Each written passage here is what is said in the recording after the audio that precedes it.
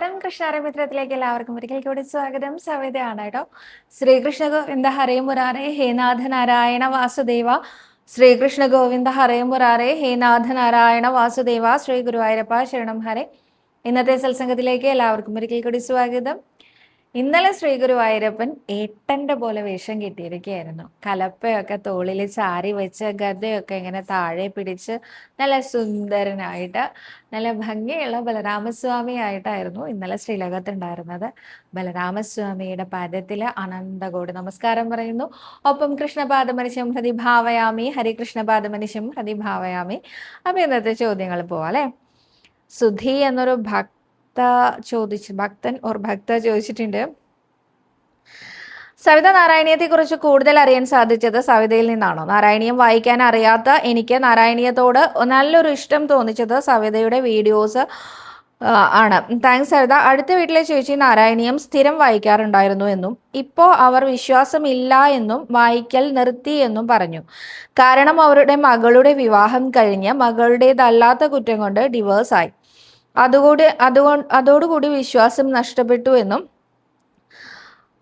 വിഷ്ണു സഹസ്രനാമം തുടങ്ങി കുറേ പുസ്തകങ്ങൾ തീയിടാൻ പോകുകയാണ് എന്നും പറഞ്ഞു. നിനക്ക് വേണമെങ്കിൽ കൊണ്ടുപോയിക്കോളൂ എന്ന് പറഞ്ഞു. ഞാൻ നാരായണീയവും ഒരു മഹാലക്ഷ്മി സ്തവവും എടുത്തു. ബാക്കിയുള്ള പുസ്തകങ്ങൾ അടുത്ത വിഷ്ണു ക്ഷേത്രത്തിൽ ഏൽപ്പിച്ചു. പിന്നെ കണ്ണന്റെ ഫോട്ടോ ചില്ലിളകിയതുണ്ടായിരുന്നു, അത് ഞാൻ എടുത്തില്ല. ഒരാൾ ഉപേക്ഷിച്ച ഫോട്ടോ എന്ത് ചെയ്യും സവിത? ഹരേ കൃഷ്ണ. ഒരാൾ ഉപേക്ഷിച്ച ഫോട്ടോ എന്താ ചെയ്യേണ്ടത് ചോദിച്ചാൽ എനിക്കറിയില്ല. നിങ്ങൾ ഏറ്റെടുക്കുന്നുണ്ടോ? ചില്ല് പോയതാണെങ്കിൽ ചില്ല് മാറ്റി അവർക്ക് ഉപയോഗിക്കാം, പക്ഷെ അവര് ഉപയോഗിക്കുന്നില്ല എന്നാണ് പറഞ്ഞത്. എന്തായാലും ഒരു കാര്യം എനിക്ക് പറയാനുള്ളത്, നമ്മളുടെ പ്രേക്ഷകയൊന്നും അല്ലാത്തൊരു വ്യക്തിയെ കുറിച്ചാണ് ഇവിടെ പറഞ്ഞതെങ്കിലും നമ്മൾ ഓരോരുത്തർക്കുമുള്ള ഒരു മെസ്സേജ് ഇതിലൂടെ കിട്ടും എന്ന് എനിക്ക് തോന്നുന്നു. ഞാൻ ഒരു കഥ പറയാട്ടോ. ഒരു പെൺകുട്ടി ഒരിക്കൽ ഒരു റെസ്റ്റോറൻറ്റിൽ ഇരുന്നു കൊണ്ട് അവളുടെ ഡയറിയിൽ എഴുതാണ്, കൃഷ്ണ റോയിൻ മൈ ലൈഫ്, ഭഗവാൻ എൻ്റെ ജീവിതം നശിപ്പിച്ചു എന്ന് എഴുതിക്കൊണ്ട് അവസാനിപ്പിച്ചു. അങ്ങനെ അവരെ ആ ഡയറി അടച്ചു വെച്ചിട്ട് ഉറക്കെ ഇരുന്ന് കരയാണ്, അതായത് കണ്ണ് പൊത്തിയിരുന്ന് കരയാണ്. അപ്പോൾ അവരുടെ ഓപ്പോസിറ്റ് ടേബിളിലായിട്ട് കുറച്ച് പ്രായമുള്ള ഒരാൾ ഇരിക്കുന്നുണ്ടായിരുന്നു. അപ്പോൾ അദ്ദേഹം ഈ കുട്ടിയുടെ അടുത്ത് വന്നിട്ട് ചോദിച്ചു, എന്താ പറ്റിയത്, എനിക്ക് ആ ഡയറി ഒന്ന് കാണിച്ചു തരുമോ എന്ന് ചോദിച്ചു. അപ്പോൾ ആ കുട്ടി പറഞ്ഞു, ഡയറി കാണിച്ചു കൊടുക്കാൻ പറ്റില്ല എന്ന് പറഞ്ഞു. പക്ഷെ അദ്ദേഹം വളരെ കർശനമായിട്ട് എനിക്കൊന്ന് കാണണം, എന്താണ് കുട്ടി എഴുതിയത്, എന്തിനാണ് കുട്ടി കരയണത്, അതൊന്ന് അറിയാൻ വേണ്ടിയിട്ടാണ്, ജസ്റ്റ് ഒന്ന് കാണിച്ചു തരുമെന്ന്. അവസാനം എന്തെങ്കിലും ആവട്ടെ എന്ന് പറഞ്ഞിട്ട് ഈ പെൺകുട്ടി ആ ഡയറി അങ്ങോട്ട് നീക്കി വെച്ച് കൊടുത്തു. അപ്പം അതിൽ എഴുതിയിട്ടുണ്ട്, എനിക്ക് ഇഷ്ടപ്പെട്ട കോഴ്സായിരുന്നു എഞ്ചിനീയറിങ് ചെയ്യുക എന്നുള്ളത്. എനിക്ക് എഞ്ചിനീയറിങ് പഠിക്കാൻ പറ്റിയില്ല. അവിടെ ഭഗവാൻ എന്നെ കൈവിട്ടു. ഞാൻ ഭഗവാന്റെ അടുത്ത് അത്രയധികം പ്രാർത്ഥിച്ചിരുന്നു എഞ്ചിനീയറിങ് പഠിക്കണമെന്ന്, പക്ഷെ എനിക്ക് പറ്റിയില്ല. ഭഗവാൻ എന്നെ ഒഴിവാക്കി. ഞാൻ MBA മാർക്കറ്റിംഗ് എടുത്ത് പഠിക്കേണ്ടി വന്നു. അതിനുശേഷം എൻ്റെ കൂട്ടുകാരൊക്കെ എഞ്ചിനീയറിംഗ് പാസ്സായി, എഞ്ചിനീയേഴ്സായി. +2 എൻ്റെ കൂടെ പഠിച്ച എല്ലാവരും എഞ്ചിനീയേഴ്സായി. എനിക്ക് ഭയങ്കര വിഷമമായി. ഞാൻ മാത്രം പുറകിലേക്കായിപ്പോയി. പിന്നെ അടുത്ത പേജിൽ എഴുതിയിട്ടുണ്ട്, എനിക്ക് ഇഷ്ടപ്പെട്ട ഒരു ജോബ് ഇൻ്റർവ്യൂ വന്നു. ഞാൻ അതിൽ അറ്റൻഡ് ചെയ്യാൻ പോകുന്നതിന് മുമ്പ് പ്രാർത്ഥിച്ചിട്ടാണ് പോയത്. പക്ഷെ എനിക്ക് ആ ജോലി ശരിയായില്ല. എനിക്ക് ആ ജോലി അവരെന്നെ റിജക്റ്റ് ചെയ്തു എന്ന് പറഞ്ഞു വന്ന മെയിൽ വന്ന ദിവസം അന്ന് ഞാൻ പറഞ്ഞു, ഭഗവാനെ എന്നെ ഇങ്ങനെ പരീക്ഷിക്കരുത്. എനിക്ക് അത്ര ആഗ്രഹം ഉണ്ടായിരുന്ന ജോലിയാണ്. പഠിക്കലോ എനിക്ക് ഭഗവാന്റെ ഇത് സമ്മതിച്ചു തന്നില്ല. എഞ്ചിനീയറിംഗ് പഠിക്കാൻ എന്നെ അനുവദിച്ചില്ല. ഇപ്പം എനിക്ക് ജോലി എനിക്ക് ഇഷ്ടപ്പെട്ടത് കിട്ടിയിട്ട് അതും എനിക്ക് വേണ്ടാന്ന് പറയുകയാണോ, എനിക്ക് നിഷേധിക്കുകയാണോ എന്ന് ചോദിച്ചു. അതിൻ്റെ അടുത്ത പേജിൽ എഴുതിയിട്ടുണ്ട്, എനിക്ക് മറ്റൊരു ജോലി ശരിയായി എന്ന്.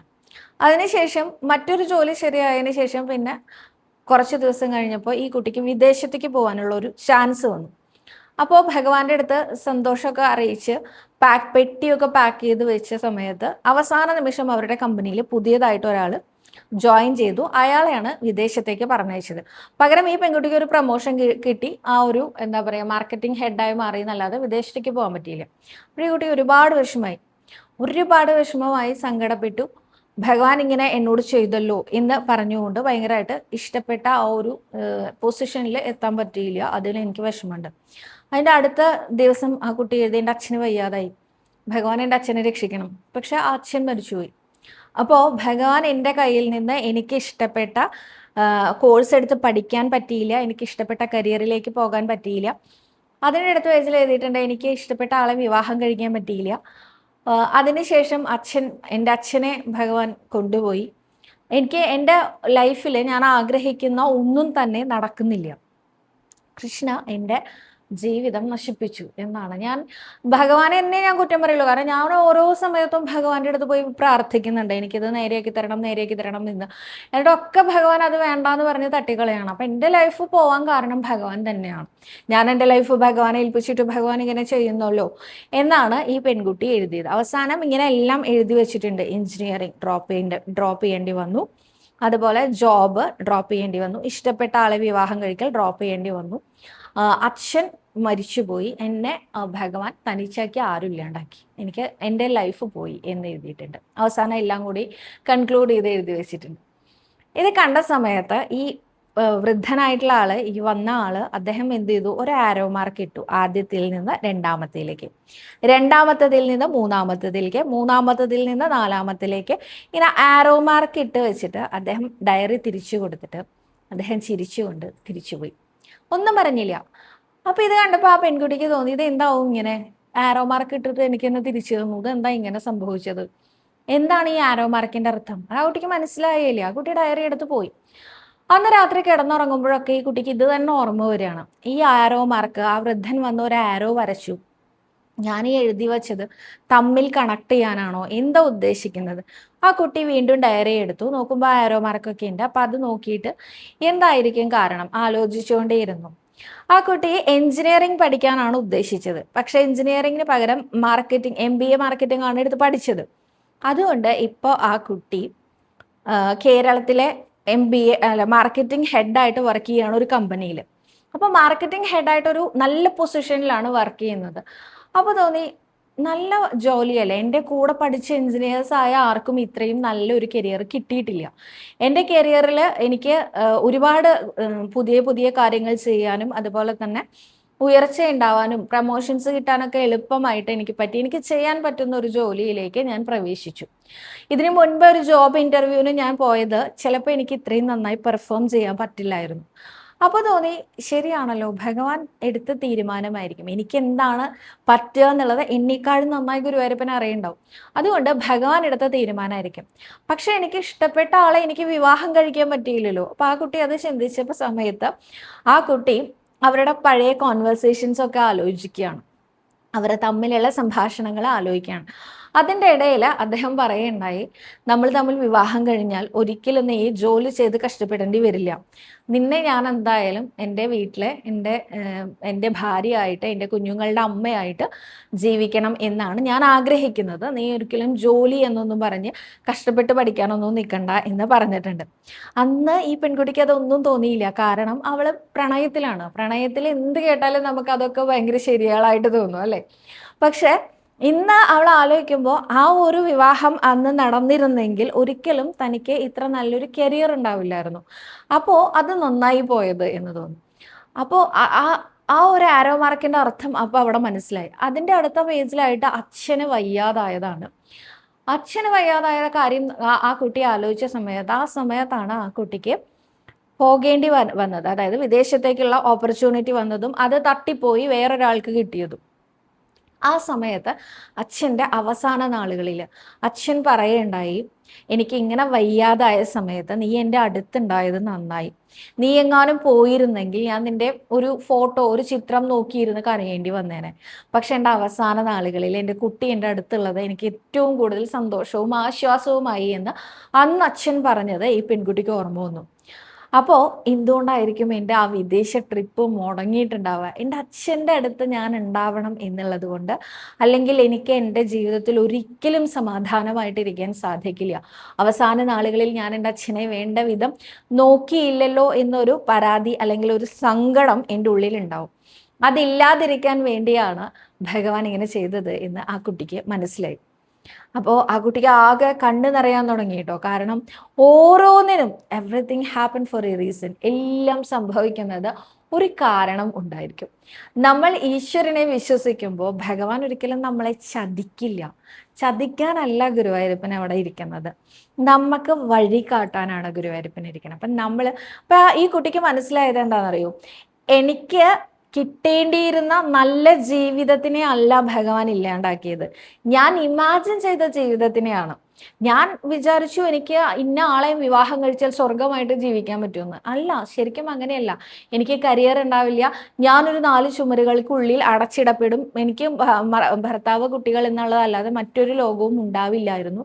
ഇത്രയും കഴിവുള്ള എനിക്ക് ഒതുങ്ങി ജീവിക്കേണ്ടി വരുമായിരുന്നു. അത് ഒന്നാമത്തെ ഒരു കാര്യം. പിന്നെ ആ കുട്ടി എഞ്ചിനീയറിംഗ് ആണ് പഠിച്ചിരുന്നെങ്കിലും ഈ കരിയർ ഇങ്ങനെ കിട്ടില്ലായിരുന്നു. അപ്പോൾ എൻ്റെ ഇമാജിനേഷൻസിനെയാണോ ഭഗവാൻ ഇതിങ്ങനെയല്ല, കുട്ടിക്ക് ഇങ്ങനെയല്ല നന്നാവുക എന്ന് കരുതി നന്നാക്കി തന്നത്. അപ്പോൾ ആ കുട്ടിക്ക് പെട്ടെന്ന് ഒരു അത്ഭുതം തോന്നി. ഇത് എനിക്ക് പറഞ്ഞു തന്ന ഒരാളുണ്ടല്ലോ, ആ റെസ്റ്റോറൻറ്റിൽ ഇരുന്ന സമയത്ത് വയസ്സായ ഒരാൾ അടുത്തേക്ക് വന്നല്ലോ, അദ്ദേഹത്തിനെ ഒന്ന് കാണണം, താങ്ക്സ് പറയണം എന്ന്. ഈ കുട്ടി വേഗം പിറ്റേ ദിവസം രാവിലെ തന്നെ ആ റെസ്റ്റോറൻറ്റിൽ പോയി. എന്നിട്ട് ആ റെസ്റ്റോറൻറ്റിലുള്ള ആൾക്കാരോട്, അന്ന് വർക്ക് ചെയ്തിരുന്ന വെയിറ്റേഴ്സിനോട് ചോദിച്ചു, ഇവിടെ ഉണ്ടായിരുന്ന ആള് നിങ്ങളെ എപ്പോഴെങ്കിലും കണ്ടിട്ടുണ്ടോ, മുൻപരിചയമുണ്ടോ, അദ്ദേഹം ഈ നാട്ടുകാരനാണോ എന്ന് ചോദിച്ചപ്പോൾ ആ വെയിറ്റർ പറഞ്ഞു ഈ പെൺകുട്ടിയുടെ അടുത്ത്, അങ്ങനെ ഒരാൾ ഇവിടെ ഉണ്ടായിരുന്നില്ലല്ലോ. അല്ല, എൻ്റെ അടുത്ത് വന്ന് സംസാരിച്ചില്ലേ, മാഡത്തിനോട് ഇന്നലെ ആരും സംസാരിക്കണേ ഞാൻ കണ്ടിട്ടില്ല. അല്ല, നിങ്ങൾ തിരക്കിലായതുകൊണ്ടായിരിക്കും, ചിലപ്പോൾ നിങ്ങൾ കാണാത്തതുകൊണ്ടായിരിക്കും, ക്യാഷ് കൗണ്ടറിലെ ആൾ കണ്ടിട്ടുണ്ടായിരിക്കും എന്ന് പറഞ്ഞ് അദ്ദേഹത്തിൻ്റെ അടുത്ത് ചോദിച്ചപ്പോൾ പറഞ്ഞു, ഇല്ല മാഡം കുറച്ചു നേരം ഇവിടെ വന്നിരുന്നു, ചായ കുടിച്ചു തിരിച്ചു പോയി, ഞങ്ങൾ ആരെയും കണ്ടിട്ടില്ല എന്ന് പറഞ്ഞു. അപ്പൊ ഇവരെ ആരും, ആ ഹോട്ടലിലെ മറ്റൊരു ജീവനക്കാരനും അങ്ങനെ ഒരു വയസ്സായ വൃദ്ധനെ അവിടെ കണ്ടിട്ടേയില്ല. ആരായിരിക്കും ആ പെൺകുട്ടിയുടെ അടുത്തേക്ക് വന്നിട്ടുണ്ടാവുക? ഇത് ആ പെൺകുട്ടിക്ക് നേരായ മാർഗം ഇതാണ് ഞാൻ ഉദ്ദേശിച്ചത് എന്ന് പറഞ്ഞു കൊടുക്കാൻ വേണ്ടി ശ്രീ ഗുരുവായൂരപ്പൻ തന്നെ വന്നതായിരിക്കും. ഇതുപോലെ നമുക്കും പറഞ്ഞു തരാൻ ആരെങ്കിലുമൊക്കെ ഇടയ്ക്ക് വരും നമ്മുടെ ലൈഫിൽ. നീ ചിന്തിച്ചു കൂട്ടുന്നതൊക്കെ തെറ്റാണ്, നീ വിചാരിക്കുന്നത് പോലെയല്ല, നിന്റെ ലൈഫിൽ സംഭവിച്ചുകൊണ്ടിരിക്കുന്നതെല്ലാം നിന്റെ ഗുരുവായൂരപ്പൻ്റെ തീരുമാനങ്ങളാണ് എന്ന് പറയാനായിട്ട് കുറച്ചു പേരെ നമ്മുടെ ലൈഫിലേക്ക് ഗുരുവായൂരപ്പൻ പറഞ്ഞയച്ചു തരും. അവർ പറയുന്നത് എന്താണ് എന്നൊന്ന് ശ്രദ്ധിച്ചു നോക്കിയാൽ നമുക്ക് മനസ്സിലാവും. ഒരു മകളുണ്ടായി, അവളെ നോറ്റ് വിവാഹം കഴിപ്പിച്ചു കൊടുത്തു, അവൾ ഡിവോഴ്സായി തിരിച്ചു വന്നു എന്ന് വിചാരിക്കാം. നമ്മൾ ആലോചിക്കേണ്ട ഒരു കാര്യമുണ്ട്, ആ പെൺകുട്ടി ആ ഒരു ബന്ധത്തിൽ നിന്ന് പിന്മാറി വീട്ടിലേക്ക് വരിക മാത്രമേ ചെയ്തിട്ടുള്ളൂ. എത്രയോ വിസ്മയമാരുണ്ടായിരുന്നു ഇല്ലേ? വിസ്മയ എന്നൊരു പെൺകുട്ടി മരിച്ചു പോയത് നമുക്കറിയാം അല്ലേ? അതേപോലെ എത്ര പെൺകുട്ടികൾ മരിച്ചു പോകുന്നുണ്ട്. അവർക്ക് ജീവിക്കാൻ ആഗ്രഹമില്ലാത്തതുകൊണ്ടോ ജീവിതം മടുത്തിട്ടോ ഒന്നും ആയിരിക്കില്ല. ആ റിലേഷൻഷിപ്പിൽ നിന്ന് എങ്ങനെയാണ് പുറത്തേക്ക് കടക്കേണ്ടത് എന്ന് അറിയാത്തത് കൊണ്ട്, ആ നിസ്സഹായ അവസ്ഥയിൽ പെട്ടുകൊണ്ട്, അതല്ലെങ്കിൽ ക്രൂരമായ ഉപദ്രവം കൊണ്ടൊക്കെ മരിച്ചു പോണ പെൺകുട്ടികളില്ലേ? ഈ അമ്മയുടെ കുട്ടിക്ക് അങ്ങനെ ഒന്നും സംഭവിച്ചിട്ടില്ലല്ലോ. ഇതിലും ബെസ്റ്റ് ഓപ്ഷൻസ് എന്തെങ്കിലും ആ കുട്ടിയുടെ ജീവിതത്തിൽ വരാൻ വേണ്ടിയായിരിക്കും. എന്തുകൊണ്ടാണ് അങ്ങനെ ചിന്തിക്കാൻ സാധിക്കാത്തത്? നമ്മളെല്ലാവരും അങ്ങനെ ചിന്തിക്കേണ്ടതാണ് കേട്ടോ. നമുക്ക് വരുന്ന എന്തും ഏതും ഗുരുവായൂരപ്പൻ്റെ നിശ്ചയം കൊണ്ട് വരുന്നതാണ്. ഇങ്ങനെ ചിന്തിച്ചിരുന്ന ഒരു ഭക്തൻ ഉണ്ടായിരുന്നു കേട്ടോ. അദ്ദേഹത്തിൻ്റെ പേരാണ് സുധാമാവ്. സുധാമാവ് ഗുരുവായൂരപ്പൻ്റെ ഒപ്പം പഠിച്ചതാ, ഒരുമിച്ച് പഠിച്ചതാ. രാമന്റെയും കൃഷ്ണന്റെയും നടുവിലിരുന്നു കൊണ്ട് ആ ഗുരുമുഖത്ത് നിന്ന് എല്ലാം പഠിക്കേണ്ടായി നമ്മുടെ സുധാമാവ്. അദ്ദേഹം എന്താ ഉണ്ടായി? അദ്ദേഹത്തിന് എത്രയോ വർഷക്കാലം അതിദാരിദ്ര്യം അനുഭവിക്കേണ്ടി വന്നു. എന്തനുഭവിക്കുമ്പോഴും അദ്ദേഹത്തിന് ഒറ്റ ചിന്തയുണ്ടായിരുന്നുള്ളൂ, എൻ്റെ കൃഷ്ണന് ഇതാണോ സന്തോഷം? അങ്ങനെ ആയിക്കോട്ടെ, എനിക്ക് ഒരു വിരോധവും ഇല്ല. എൻ്റെ ഗുരുവായൂരപ്പൻ തീരുമാനിക്കുന്നത്, അല്ലെങ്കിൽ എൻ്റെ ശ്രീകൃഷ്ണൻ തീരുമാനിക്കുന്നത് ഇതാണോ, ഞാനിത് അനുഭവിക്കാം എന്നാണ് ചിന്തിക്കുന്നത്. അപ്പോൾ നാം ഓരോരുത്തർക്കും അങ്ങനെ ചിന്തിക്കാൻ സാധിച്ചാണ്ടല്ലോ നമ്മളൊക്കെ ഗുരുവായൂരപ്പൻ്റെ ഏറ്റവും പ്രിയപ്പെട്ടവരായി മാറും. തീർച്ചയായിട്ടും അങ്ങനെ ചിന്തിക്കാൻ ശ്രമിക്കൂ കേട്ടോ. ഇത് ഞാനിവിടെ പറയേണ്ട ആവശ്യമില്ല, കാരണം നമ്മുടെ കൃഷ്ണാരിമിത്രത്തിലെ ഒരാളല്ല ഇങ്ങനെ ചിന്തിച്ചത്. കൃഷ്ണാരിമിത്രത്തിൽ ഇങ്ങനെ ചിന്തിക്കുന്ന ഒരാള് ഇല്ല എന്ന് തന്നെയാണ് ഞാൻ വിശ്വസിക്കുന്നത് കേട്ടോ. അടുത്തതായിട്ട് പ്രിയ കെ എന്ന ഭക്ത പറഞ്ഞിരിക്കുകയാണ്, സവിതയുടെ വീഡിയോസ് എനിക്ക് ഒരുപാട് ഇഷ്ടമാണ്, ഗുരുവായൂർ വരാൻ തോന്നും, പക്ഷെ ദൂരെയാണ്. അല്ല, ദൂരെയല്ല, ഗുരുവായൂരപ്പൻ വിചാരിച്ചാൽ നിമിഷ നേരം കൊണ്ട് നമുക്ക് ഇവിടെ എത്തും. അൺഎക്സ്പെക്റ്റഡ് ആയിട്ട് എത്ര പേരാണെന്നറിയോ ഒരു ദിവസം വന്ന് തൊഴുന്നത്? പല ഭക്തരെ എന്നെ കാണുമ്പോൾ പ്ലാൻ ചെയ്ത് വന്നതല്ല എന്ന് പറയുന്ന ആൾക്കാരുണ്ട്. ഒട്ടും വിചാരിച്ചില്ല എന്ന് വരാൻ പറ്റുമെന്ന്, ഒട്ടും വിചാരിച്ചില്ല എന്ന് വന്ന് തൊഴാൻ പറ്റുമെന്ന് പറയുന്ന എത്രയോ പേരുണ്ടെന്നറിയോ? അപ്പോൾ ശ്രീ ഗുരുവായൂരപ്പനെ ഏൽപ്പിച്ചു കൊടുക്കുക മാത്രമേ വേണ്ടൂ. ഭഗവാൻ നിങ്ങളെ ഇവിടെ കൊണ്ടുവന്നിരിക്കും. അതിന് 7 കടലിൻ്റെ അപ്പുറത്താണെങ്കിൽ പോലും ശ്രീ ഗുരുവായൂരപ്പനെ വിചാരിച്ചുകൊണ്ട് പ്രാർത്ഥിച്ചോളൂ. ഗുരുവായൂരപ്പ എനിക്ക് വന്ന് തൊഴാൻ പറ്റണേ എന്ന് പ്രാർത്ഥിച്ചോളൂ. തീർച്ചയായിട്ടും നിങ്ങൾക്ക് എത്രയും പെട്ടെന്ന് തൊഴാൻ സാധിക്കും കേട്ടോ. അടുത്തതായിട്ട് സവിത, എൻ്റെ മകൻ 3ാം ക്ലാസ്സിൽ പഠിക്കുന്നു. അവൻ ഒരു ദിവസം പോയാൽ പിന്നെ കുറേ ദിവസം ക്ലാസ്സിൽ പോകാൻ പറ്റില്ല, സുഖമില്ലാതാവും. പനിയും ചുമയും ശ്വാസം മുട്ടലും അങ്ങനെയെല്ലാം ഉണ്ട്. മുൻപുള്ള ക്ലാസ്സുകളിലും ഇതായിരുന്നു. വലിയ വിഷമത്തിലാണ് ഞാൻ. ഗുരുവായൂരപ്പനെ എന്ത് വഴിപാടാണ് നടത്തേണ്ടത്? കഴിഞ്ഞ പ്രാവശ്യം വന്നപ്പോൾ മഞ്ചാടി വാങ്ങി വെച്ചിരുന്നു എന്നാണ് കൃഷ്ണാമൃതം കൃഷ്ണ എന്ന ഐഡിയിൽ നിന്ന് ചോദിച്ചിരിക്കുന്നത്. മകന് വേണ്ടിയിട്ട് ബാലരക്ഷ ചൊല്ലി നമസ്കരിക്കൂ എല്ലാ ദിവസവും. ബാലരക്ഷ എന്നുള്ള മന്ത്രം ഞാൻ ഗ്രൂപ്പിലിടാന്ന് പറഞ്ഞ് ഞാൻ മറക്കാറുണ്ട്. പക്ഷെ ഇല്ല, ഞാൻ ഇന്ന് എന്തായാലും ഗ്രൂപ്പിലിടാം കേട്ടോ. ബാലരക്ഷ എന്നുള്ള മന്ത്രം ചൊല്ലിയിട്ട് നമസ്കരിച്ചോളൂ കേട്ടോ. നിതിൻ ബാബു എന്നൊരു ഭക്തൻ പറഞ്ഞിട്ടുണ്ട്. കഴിഞ്ഞ ദിവസവും അദ്ദേഹത്തിന്റെ മെസ്സേജ് ഞാൻ വായിച്ചതാണ്. ഞാൻ ഇതിൽ വായിക്കാതിരുന്നതിന് പല പല കാരണങ്ങളുണ്ട് കേട്ടോ. നിതിൻ ബാബു പറഞ്ഞിരിക്കുന്നത്, ഈ ഭൂമിയിൽ ജീവിച്ചിരിക്കാൻ ഞാൻ അർഹനല്ല, തെറ്റുകൾ സംഭവിച്ചിട്ടുണ്ട്, അതുകൊണ്ട് ഞാൻ ആത്മഹത്യ ചെയ്യുന്നതാണ് നല്ലത് എന്ന്. അതിൻ്റെ താഴെ ഗോപിക ഗംഗ എന്ന നമ്മുടെ കൃഷ്ണാരിമിത്രം അംഗം പറഞ്ഞിട്ടുണ്ട്, അങ്ങനെയൊന്നും ചിന്തിക്കരുത്, ഗുരുവായൂർ പോകൂ, പോയി തൊഴുതു വരൂ, എല്ലാം അവിടെ സമർപ്പിക്കൂ, തെറ്റും ശരിയും ഭഗവാൻ തീരുമാനിക്കട്ടെ എന്നാണ്. നിതിൻ ബാബുവിന് അങ്ങനെ ഒരിക്കലും സാധിക്കുമെന്ന് എനിക്ക് തോന്നുന്നില്ല. അതുകൊണ്ടാണ് ഞാൻ ഇങ്ങനെ ഒരു മറുപടി പറയാതിരുന്നത്. ഗോപിക, നിതിൻ്റെ ഇതിനു മുമ്പത്തെ എൻ്റെ എല്ലാ വീഡിയോസും മുടങ്ങാതെ കാണുന്ന ഒരു വ്യക്തിയാണ് നിതിൻ. എനിക്ക് അതിൽ ഒരുപാട് സന്തോഷമുണ്ട്. പക്ഷെ നിതിൻ എല്ലാത്തിൻ്റെ താഴെയും ഒരു കമൻറ്റ് ചെയ്യാറുണ്ട്. അത് എന്താണെന്നറിയോ? അത് മറ്റൊന്നുമല്ല, ഗുരുവായൂർ ക്ഷേത്രത്തിലെ ജീവനക്കാർ മോശക്കാരാണ് എന്നുള്ള കമൻറ്റാണ്. നോക്കൂ, ഞാൻ അനേകം തവണ പറഞ്ഞിട്ടുണ്ട്, ഗുരുവായൂർ ക്ഷേത്രത്തിൽ നമ്മൾ വന്നു കഴിഞ്ഞാൽ എന്ത് കാണണം എന്നുള്ളത് നമ്മളുടെ മാത്രം ഉത്തരവാദിത്വമാണ് കേട്ടോ. നിങ്ങൾക്ക് അവിടെ അനേകം തെറ്റുകൾ കാണണം എന്ന് വിചാരിച്ച് വന്നാൽ നിങ്ങൾ കണ്ടിരിക്കും, ഒരുപാട് തെറ്റുകൾ കണ്ടിരിക്കും. നേരെ മറിച്ച് നിങ്ങൾക്ക് അവിടെ ഗുരുവായൂരപ്പനെ കാണണം എന്നാണ് വിചാരിക്കുന്നത്, തീർച്ചയായിട്ടും നിങ്ങൾ ഗുരുവായൂരപ്പനെ മാത്രമേ കാണുള്ളൂ. അത് നമ്മുടെ ചോയ്സാണ് എന്ന് കരുതി ഞാൻ പറയുമ്പോൾ നിങ്ങൾ പറയും ഗുരുവായൂർ അമ്പലത്തിൽ അങ്ങനെ മോശമായിട്ട് ഒന്നും സംഭവിക്കണില്ല എന്നാണോ സാധാരണ? അല്ല, ഒരുപാട് കാര്യങ്ങൾ സംഭവിക്കുന്നുണ്ട്. പക്ഷെ അതിൻ്റെ ഒക്കെ അപ്പുറത്തൊക്കെയല്ലേ ഗുരുവായൂരപ്പനെ കാണുക എന്നുള്ള കാര്യം. നിങ്ങളൊന്ന് ആലോചിച്ച് നോക്കൂ, അമ്മയാകാൻ കടന്നു പോകുന്ന പ്രോസസ്സ് ഏതൊക്കെയാണ് എന്ന്. എത്രയധികം ബുദ്ധിമുട്ടുകൾ അനുഭവിച്ചിട്ടാണ് ഒരു സ്ത്രീ അമ്മയായി മാറുക എന്നറിയൂ. നല്ലോണം ബുദ്ധിമുട്ടുണ്ടായിരിക്കും അല്ലേ? അവർക്ക് ആ അവസാന നിമിഷത്തെ പെയിനും കൂടി കഴിഞ്ഞ് ആ കുഞ്ഞിനെ കയ്യിൽ കിട്ടിയാണ്ടല്ലോ, പിന്നെ ഇതുവരെയുള്ള പെയിനൊക്കെ നമ്മൾ മറക്കും ഇല്ലേ? അങ്ങനെ മറക്കുന്നത് കൊണ്ടല്ലേ ഒരു സ്ത്രീക്ക് ഒന്നിലധികം കുട്ടികൾ ഉണ്ടാവുന്നത്. അപ്പോൾ ആ പെയിൻ മുഴുവൻ മറക്കുന്നത് എങ്ങനെയാ? ഈ ഒരു കുഞ്ഞിനെ നമുക്ക് കയ്യിൽ കിട്ടുന്നത് കൊണ്ടാണ്. അമ്മ എന്നുള്ളൊരു മാതൃത്വം എന്നൊരു ഫീല് നമുക്ക് ഉണ്ടാവുന്നത്. ഇതുപോലെ ഗുരുവായൂരമ്പലത്തിൽ തൊഴുമ്പോൾ അനേകം ബുദ്ധിമുട്ടുകൾ ഉണ്ടാവും നമുക്ക് ചിലപ്പോൾ നമ്മൾക്ക് ഒന്നും എന്താ പറയുക, വിചാരിക്കാത്ത ആൾക്കാരുടെ നിന്ന് ചീത്ത വരെ കേൾക്കും. പക്ഷെ അവസാനം നമ്മൾ ആ ഉണ്ണികൃഷ്ണനെ ഒന്ന് കാണുന്ന സമയത്തുണ്ടല്ലോ, എന്താ ആ ഒരു ഫീൽ, അത് പറഞ്ഞറിയിക്കാൻ പറ്റില്ല. അപ്പൊ നമ്മൾ ഈ ഇതുവരെയുള്ള കാര്യങ്ങൾ മുഴുവൻ മറക്കൂ, വിട്ടേക്കൂ, ഇതൊക്കെ അതിന്റെ ഭാഗമാണ് എന്ന് വിചാരിക്കൂ. നോക്കൂ, ഗുരുവായൂർ ക്ഷേത്രത്തിലെ എല്ലാ പൂജകളെയും പറ്റി ഞാൻ എന്നും പറയാറുണ്ട് കേട്ടോ നിങ്ങളോട്. കഴിഞ്ഞ ദിവസം, അതായത് സാറ്റർഡേ കഴിഞ്ഞ ശനിയാഴ്ച ഉണ്ടായിരുന്നത് എന്താണെന്ന് വെച്ചാൽ, വൈകുന്നേരം ശ്രീഭൂതബലി ഉണ്ടായിരുന്നത്. ശ്രീഭൂതബലിയുടെ സമയത്ത് അത് തന്നെ നേരം വൈകി. ഇപ്പോൾ ദീപാരാധന എന്ന് പറയുന്നത് 6:50 6:55 ഒക്കെയാണ്. ഈ 6:50 6:55 കഴിഞ്ഞിട്ട് ദീപാരാധന കഴിയുമ്പോഴേക്കും 7 മണിയാണ് ദീപാരാധനയുടെ സമയം കഴിയുമ്പോഴേക്കും. ഈ അസ്തമയത്തിനനുസരിച്ചാണ് കേട്ടോ. അപ്പോൾ അസ്തമയത്തിനനുസരിച്ച് നമുക്ക് കാൽക്കുലേറ്റ് ചെയ്യാൻ പറ്റില്ല. അസ്തമയം എപ്പോഴാണോ അപ്പോഴേ ദീപാരാധന ചെയ്യാൻ പറ്റുള്ളൂ. അപ്പോൾ ആ ദീപാരാധന അത്രയും നേരം വൈകി. അതിനുശേഷം ദീപാരാധന കഴിഞ്ഞ ഉടനെ ഇവിടെ ശ്രീഭൂതബലിക്ക് ആളെ നിർത്താനുള്ള ബെല്ലടിച്ചതാ. പക്ഷെ അത് കഴിഞ്ഞിട്ട് 3 വരി പിന്നെയും വിട്ടു അവിടുത്തെ ജീവനക്കാർ. കാരണം ഇവരെത്രയോ നേരമായിട്ട് ഉച്ചയ്ക്ക് നിൽക്കുന്ന ആൾക്കാരാ. അപ്പോൾ അവരെ ഇനി നിർത്താൻ പറ്റില്ല എന്ന് പറഞ്ഞ് 3 വരി വിട്ടു.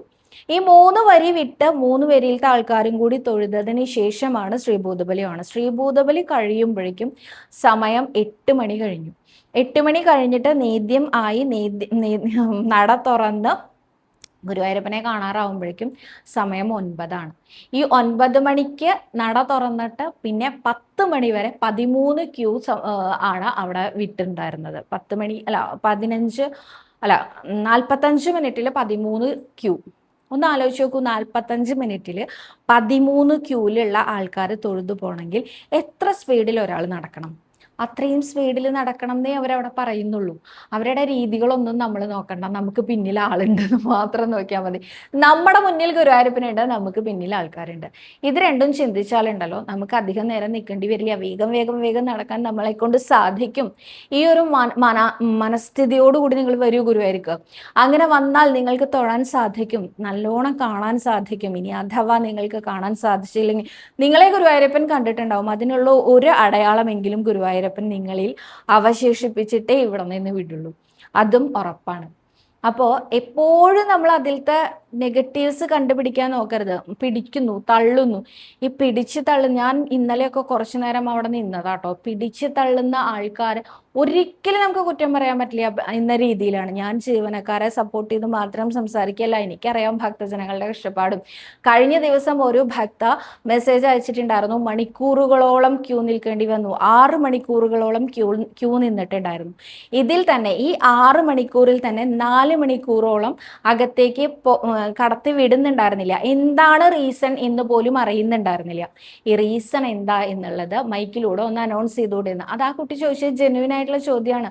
പുറത്ത് നിൽക്കുന്ന ആൾക്കാർക്ക് ഒന്ന് എന്താ പറയുക, ഫ്രഷ് ആവാനൊന്ന് പോകണമെങ്കിലോ ടോയ്ലറ്റിലൊന്ന് പോകണമെങ്കിലോ ഒക്കെ അവർക്ക് പെർമിഷൻ എടുത്ത് പോയിട്ട് വരാനുള്ള സമയം ഉണ്ടായിരിക്കും, ഇതൊന്നും അറിഞ്ഞിരുന്നെങ്കിൽ അല്ലേ. അതാണ് ആ കുട്ടി പറഞ്ഞത്. അല്ലാതെ നിൽക്കുന്നതിലുള്ള ബുദ്ധിമുട്ടോ അതല്ലെങ്കിൽ മറ്റൊന്നുമല്ല പറഞ്ഞത്. കുറേ നേരം നിൽക്കുന്നതിലുള്ള ബുദ്ധിമുട്ടോ ഒന്നുമല്ല പറഞ്ഞത്. എന്താണ് അകത്ത് നടക്കുന്നത് എന്ന് ജസ്റ്റ് ഒന്ന് പുറത്തുള്ള ഭക്തരെ അറിയിച്ചിരുന്നെങ്കിൽ അവർക്ക് എളുപ്പമുണ്ടായിരുന്നു കാര്യങ്ങൾ എന്ന്. അപ്പോൾ അതേമാതിരി ചിന്തിച്ചോളൂ, അതുകൊണ്ട് കുഴപ്പമില്ല. പക്ഷേ അവിടെയുള്ള ആൾക്കാർ മുഴുവൻ പൊട്ടയാണ്. എല്ലാ ജീവനക്കാരും വളരെ മോശമായിട്ടാണ് പെരുമാറുക. അതുപോലെ വേറൊരു കുട്ടി കഴിഞ്ഞ ദിവസം പറഞ്ഞിട്ടുണ്ടായിരുന്നു, നിർമാല്യത്തിന്റെ ക്യൂ സംവിധാനം എവിടെയാണ് എന്ന് ഒരു സെക്യൂരിറ്റി ഓഫീസറോട് ചോദിച്ചിട്ട് കയ്യിലുണ്ടായിരുന്ന മൊബൈലിൽ നിന്ന് ഒന്ന് തല പൊക്കി നോക്കുക പോലും ചെയ്തില്ല അദ്ദേഹം. അത് അദ്ദേഹത്തിന്റെ ഭാഗത്താണ് തെറ്റ്, 100%. അദ്ദേഹത്തിന് ഇനിയിപ്പോൾ അറിയില്ല എന്ന് വിചാരിക്കുക, ഓരോ സെഷനും ഓരോ ആൾക്കാരല്ലേ മാനേജ് ചെയ്യുന്നത്. അദ്ദേഹത്തിന് അത് തുറന്നു പറയാമായിരുന്നു, എനിക്കറിയില്ല കേട്ടോ, അപ്പുറത്തുള്ള വേറൊരു സെക്യൂരിറ്റിയോട് ചോദിച്ചോളൂ എന്ന് പറഞ്ഞോളൂ. എന്താ അറിയില്ല പറയാൻ ഇത്രയും ബുദ്ധിമുട്ടുള്ളത്? അറിയാത്ത കാര്യങ്ങൾ അറിയില്ല എന്ന് തന്നെ പറയണ്ടേ. അപ്പോൾ അങ്ങനെ ചെയ്യുന്ന ആൾക്കാരോട് എനിക്കൊന്നും പറയാല്ല, അവർ ചെയ്യണതൊക്കെ തെറ്റാണ്. പക്ഷെ എന്ന് കരുതി എല്ലാ ആൾക്കാരും ചെയ്യുന്നത് തെറ്റാണ് അങ്ങനെ പറയേ ചെയ്യരുത്. നിങ്ങൾ നല്ല ആൾക്കാർ അനേകമുണ്ട്. നിങ്ങൾക്ക് ഏത് കാണണം എന്നുള്ളത് നിങ്ങളുടെ മാത്രം ചോയ്സാണ്. അതുകൊണ്ട് തന്നെ നിതിൻ മനസ്സിന്റെ ഭാരം കുറയണം എന്ന ഒറ്റ ഉദ്ദേശം വെച്ച് ഗുരുവായൂർ വന്ന് തൊഴുതു നോക്കും. ഉറപ്പായിട്ടും ആ റിലീഫ് അനുഭവിച്ചറിയാൻ പറ്റും. എൻ്റെ മനസ്സിൻ്റെ എല്ലാ ഭാരങ്ങളും എനിക്ക് ഇല്ലാണ്ടാക്കി തരണം എന്ന് പറഞ്ഞ് ഗുരുവായൂരപ്പനോട് സമസ്താപരാധം ക്ഷമസ്വാഖിലേശ ശ്രീ ഗുരുവായൂരപ്പ എന്നൊന്ന് പറഞ്ഞുകൊണ്ട് വന്ന് തൊഴുതു നോക്കൂ, തീർച്ചയായിട്ടും റിലീഫ് കിട്ടുകയും ചെയ്യും. അതിൻ്റെ ഇടയിൽ സെക്യൂരിറ്റിക്കാർ എന്താ ചെയ്യണമെന്നൊന്നും നോക്കരുത്, നമ്മുടെ കാര്യങ്ങൾ മാത്രം നമ്മൾ നോക്കുക. പിടിച്ച് വലിച്ച് മാറ്റിയിടേണ്ട അവസ്ഥ നമ്മളായിട്ട് ഉണ്ടാക്കുന്നതാണ്. കാരണം ശ്രീ ഗുരുവായൂരപ്പൻ്റെ നേരെ മുമ്പിൽ പോയി പേഴ്സ് തുറക്കാൻ വേണ്ടി നിൽക്കുന്ന ആൾക്കാരുണ്ട്, നേരെ മുമ്പിൽ പോയി കണ്ണടച്ച് നിൽക്കുന്ന ആൾക്കാരുണ്ട്. ഈ കണ്ണടയ്ക്കാൻ വേണ്ടി നിങ്ങൾ എന്തിനാണ് ഇത്രയും നേരം ക്യൂവിൽ നിൽക്കണേ? ആ ആനന്ദ സ്വരൂപനെ കാണാനല്ലേ നമ്മൾ ഇത്രയും നേരം നിൽക്കണേ? ആ നാലമ്പലത്തിലകത്ത് കയറി കഴിഞ്ഞാൽ പിന്നെ ഒരു തരത്തിൽ നിങ്ങൾ കണ്ണടയ്ക്കരുത്. അത് കണ്ണടച്ചാലേ നമുക്ക് നമ്മുടെ ഉള്ളിലേക്ക് കാണുള്ളൂ എന്നുള്ള, അതൊക്കെ ശരിയാണ്. കുറച്ച് ഗുരുവായൂരപ്പനെ കണ്ടതിന് ശേഷം കുറച്ച് മാറി നിന്ന് ഉള്ളിലേക്കുള്ള കണ്ടോളൂ. ആ ഉള്ളിലേക്ക് അതുവരെ നിങ്ങളുടെ കണ്ണുകൊണ്ട് കുടിക്കൂ, എന്നാലല്ലേ ഉള്ളിലാവുള്ളൂ നമ്മുടെ ഉണ്ണികൃഷ്ണൻ. അപ്പോൾ അതും എൻ്റെ ഒരു റിക്വസ്റ്റ് ആണ് എല്ലാവരുടെ അടുത്തും. നിങ്ങൾ പേഴ്സ് തുറക്കാൻ പോകരുത്, കണ്ണടയ്ക്കാൻ പോകരുത്. നിങ്ങളുടെ കൂടെയുള്ള ആൾക്കാർ വരുന്നുണ്ടോ? അവർ പിന്നിൽ ക്യൂവിൽ അവരില്ലേ? അവർ ഉറപ്പായിട്ടും വരും, ഉറപ്പായിട്ടും വരും. അവർ കാണുന്നില്ലേ? ഇതൊന്നും നിങ്ങൾ നോക്കണം. നിങ്ങൾ കാണുന്നുണ്ടോ? നിങ്ങൾ ഗുരുവായൂരപ്പനെ അറിയുന്നുണ്ടോ? നിങ്ങൾക്ക് കണ്ണുകൊണ്ട് കുടിക്കാൻ പറ്റുന്നുണ്ടോ? അത് മാത്രം നിങ്ങൾ ഉദ്ദേശിച്ചാൽ മതി. എൻ്റെ ഉണ്ണീകൃഷ്ണ എന്ന് പറഞ്ഞിങ്ങോട്ട് വന്നു കഴിഞ്ഞാണ്ടല്ലോ, ഉണ്ണികൃഷ്ണൻ എന്താ വേണ്ടത് ചോദിച്ചുകൊണ്ട് 2 കൈ നീട്ട് നമ്മളെ സ്വീകരിക്കും. തീർച്ചയാണ്, ഒന്ന് ശ്രമിച്ചു നോക്കൂ കേട്ടോ. നിതിൻ്റെ എന്ത് വിഷമമുണ്ടെങ്കിലും അത് ഞങ്ങൾ കൃഷ്ണാരി മിത്രങ്ങളെല്ലാവരും പ്രാർത്ഥിക്കാം. ആത്മഹത്യ ചെയ്തു എന്ന് കരുതിയിട്ട് ചെയ്ത പാപം ഇല്ലാണ്ടാവൂ, കർമ്മം ഇല്ലാണ്ടാവൂ? ഇല്ല. അത് തിരിച്ചിങ്ങനെ ബൂമറാങ്ക് പോലെ കറങ്ങി വരും എന്നല്ലേ പറയാറ്. അപ്പോൾ അതിനൊന്നും നിൽക്കണ്ട. എന്നാൽ ചെയ്ത പാപം ഇല്ലാണ്ടാക്കാൻ നമ്മളെ കൊണ്ട് വിചാരിച്ചാൽ സാധിക്കും. എന്താണെന്നറിയോ? നാരായണനാമം ചൊല്ലിയാൽ മതി. നാരായണ നാരായണ നാരായണ നാരായണ നാരായണ നാരായണ. നിങ്ങൾ എന്ത് പാപം ചെയ്തിട്ടുണ്ടെങ്കിലും ഈ നാരായണനാമം ചൊല്ലിയാൽ ആ പാപം ഇല്ലാണ്ടായി പോവും, ഉറപ്പാണ്. ഒപ്പം ശ്രീ ഗുരുവായൂരപ്പനോട് പറയൂ, സമസ്താപരാധം ക്ഷമസ്വാഖിലേശ, സമസ്താപരാധം ക്ഷമസ്വാഖിലേശ. ഞാൻ എന്ത് തെറ്റ് ചെയ്തിട്ടുണ്ടെങ്കിലും എൻ്റെ ഉണ്ണികൃഷ്ണ അങ്ങ് അത് ക്ഷമിക്കണേ എന്നൊന്ന് പ്രാർത്ഥിച്ചു നോക്കൂ. മനസ്സിന് നല്ല ഉന്മേഷം കേട്ടു കേട്ടോ. അടുത്തതായിട്ട് സവിത, ഓർമ്മക്കുറവിന് കണ്ണനോട് എന്ത് വഴിപാടാണ് കഴിക്കേണ്ടത്? കണ്ണനോട് എന്താണ് പ്രാർത്ഥിക്കേണ്ടത്? നിമ്മി എന്ന ഭക്തയാണ് പറഞ്ഞിരിക്കുന്നത്. വെണ്ണ ഷീട്ടാക്കിയിട്ട് അത് കഴിച്ചോളൂ കേട്ടോ, ഓർമ്മക്കുറവ് ഇല്ലാതിരിക്കട്ടെ. പ്രാർത്ഥിക്കേണ്ടത് എന്താ വെച്ചാൽ അത് തന്നെ, ഉണ്ണി എൻ്റെ ഒന്ന് ഓർമ്മിപ്പിക്കണേന്ന് പ്രാർത്ഥിച്ചാൽ മതി. എല്ലാം ഭഗവാന്റെ കയ്യിൽ സേഫാണ്. ഒരു ഉദാഹരണം പറയാം. നാളെ രാവിലെ 4 മണിക്ക് എഴുന്നേൽക്കണം എന്ന് വിചാരിക്കുക. അപ്പോൾ ഉണ്ണികൃഷ്ണനോട് പറയാം, ഉണ്ണികൃഷ്ണ 4 മണിക്ക് എനിക്ക് എണീക്കണം. 4 മണിക്ക് എനിക്ക് ഉണർന്നാൽ പോരാ, എണീക്കണം കേട്ടോ, എന്നെ ഒന്ന് വിളിക്കണം കേട്ടോ, ഓർമ്മിപ്പിക്കണം കേട്ടോ എന്ന് പറഞ്ഞൊന്ന് കിടന്നുറങ്ങി നോക്കൂ. കൃത്യം 4 മണിയായി നമ്മൾ ഉണരും, നമുക്ക് എഴുന്നേൽക്കാനും സാധിക്കും. നമ്മുടെ ഉണ്ണികൃഷ്ണൻ അങ്ങനെയാണ് നമ്മളെ കൊണ്ട് നടക്കുന്നത്. നമ്മൾ എന്താ പറയണത് എന്നിങ്ങനെ നോക്കി നിൽക്കുകയാണ് ഉണ്ണികൃഷ്ണൻ നമ്മളെ അനുഗ്രഹിക്കാനായിട്ട് കേട്ടോ.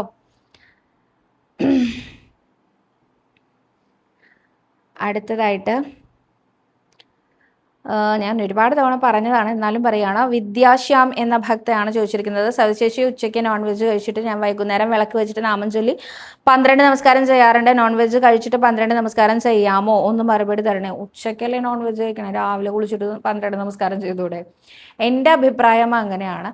ഇനി അതല്ല, പറ്റുന്നില്ല, വൈകുന്നേരം മാത്രമേ പറ്റുള്ളൂ, വേറെ ഒരു തരത്തിലും പറ്റില്ല എന്നുണ്ടെങ്കിൽ ഗുരുവായൂരപ്പനോട് ചോദിക്കൂ. നിങ്ങൾക്ക് കൺഫ്യൂഷൻ വരുന്ന ഏത് കാര്യവും ചോദിക്കാനുള്ള ആളാണ് ഗുരുവായൂരപ്പൻ. ഒരു 10 മഞ്ചാടി കയ്യിലുണ്ടെങ്കിൽ ആ മഞ്ചാടി അവിടെ വെച്ചിട്ട് അതിൽ നിന്ന് കുറച്ച് മഞ്ചാടി കയ്യിലെടുക്കുക. എന്നിട്ട് നോക്കുക, ഇതിൽ ഒറ്റസംഖ്യ വന്നാൽ എനിക്ക് ഇങ്ങനെ ചെയ്യാം, ഇരട്ടസംഖ്യ വന്നാൽ എനിക്ക് അങ്ങനെ ചെയ്യാം എന്ന് പറഞ്ഞ് നോട്ടിട്ട് നോക്കില്ലേ? അതുപോലെ ഇനിയിപ്പോൾ മഞ്ചാടി ഒന്നും ഇല്ലെങ്കിൽ 2 പേപ്പറിൽ എഴുതുക. നോൺ വെജ് കഴിച്ചിട്ട് ഞാൻ വൈകുന്നേരം നമസ്കരിച്ചോട്ടെ, നമസ്കരിക്കണ്ട, ഇങ്ങനെ 2 എണ്ണം എടുക്കുക. ഇതിലേതാണോ കിട്ടുന്നത് അതുപോലെ ചെയ്തോളൂ കേട്ടോ. അടുത്തതായിട്ട് സവിത, എൻ്റെ മകൻ മെഡിക്കൽ കോഡിംഗ് ആണ് പഠിക്കുന്നത്. 4 മാസത്തെ കോഴ്സാണ്. 3 മാസം ക്ലാസ്സും ഒരു എക്സാമിനുള്ള തയ്യാറെടുപ്പുമാണ്. ഇപ്പോൾ 3 മാസത്തെ കോഴ്സ് കഴിഞ്ഞു. ഇപ്പോൾ മകന് ഭയങ്കര സംശയം, ഞാൻ എക്സാം എഴുതിയിട്ട് ജയിച്ചില്ലെങ്കിലോ, എക്സാം ഫീസ് വെറുതെ പോകില്ലേ എന്നൊക്കെ. എൻ്റെ മോൻ്റെ മനസ്സിന് ധൈര്യവും മനസ്സുറപ്പും കിട്ടാൻ ഞാൻ എന്ത് വഴിപാടാണ് ചെയ്യേണ്ടതെന്നൊന്ന് പറഞ്ഞു തരുമോ എന്നാണ് ഷജിനി സഞ്ജു എന്ന ഭക്ത ചോദിച്ചിരിക്കുന്നത്. മകനോട് വിദ്യാഗോപാല മന്ത്രം ചൊല്ലി നമസ്കരിക്കാൻ പറയൂ. ശ്രീ ഗുരുവായൂരപ്പനെ ഏൽപ്പിച്ചു കൊടുക്കാൻ പറയൂ. ഈ 1 മാസം മറ്റൊന്നും ചിന്തിക്കാതെ ഇരുന്ന് പഠിച്ചിട്ട് ഗുരുവായൂരപ്പനെ ഏൽപ്പിച്ചു കൊടുത്തുകൊണ്ട് എക്സാമിന് പോയി എഴുതിക്കോളാൻ പറയൂ. ഉറപ്പായിട്ടും അവൻ പാസ്സാവും. ബാണയുദ്ധം കൃഷ്ണനാട്ടങ്ങൾ ഷീട്ടാക്കിക്കോളൂ, അതും നല്ലതാണ്. ബാണയുദ്ധം ചൊല്ലി നമസ്കരിച്ചോളൂ. നാരായണീയത്തിലെ 82ാമത്തെ ദശകമാണ്. കൃഷ്ണ കൃഷ്ണ ഹരേ കൃഷ്ണ സർവജ്ഞത്വം പ്രസീദമേ, രമാരമണ വിശ്വേശ വിദ്യാമാശു പ്രയച്ഛമേ എന്ന വിദ്യാഗോപാല മന്ത്രം ചൊല്ലി നമസ്കരിച്ചോളൂ കേട്ടോ. അപ്പോൾ ഇന്ന് അത്രയും ചോദ്യങ്ങളേ ഉള്ളൂ. കൂടുതൽ ചോദ്യങ്ങളും കൂടുതൽ ഉത്തരങ്ങളും ഒക്കെ ആയിട്ട് അടുത്ത ദിവസം വീഡിയോയിൽ കാണാമെന്ന് വിചാരിക്കുന്നു. സർവ്വരോഗ വിനാശന, സർവ്വ പാപ വിനാശന, സർവ്വ ദുഃഖ വിനാശന, സർവ്വസൗഖ്യപ്രദായക ശ്രീ ഗുരുവായൂരപ്പ ശരണം ഹരേ. ത്വൽ പ്രസാദായ ഭൂയാൽ. ശ്രീ ഗുരുവായൂരപ്പ ത്വൽ പ്രസാദായ ഭൂയാൽ.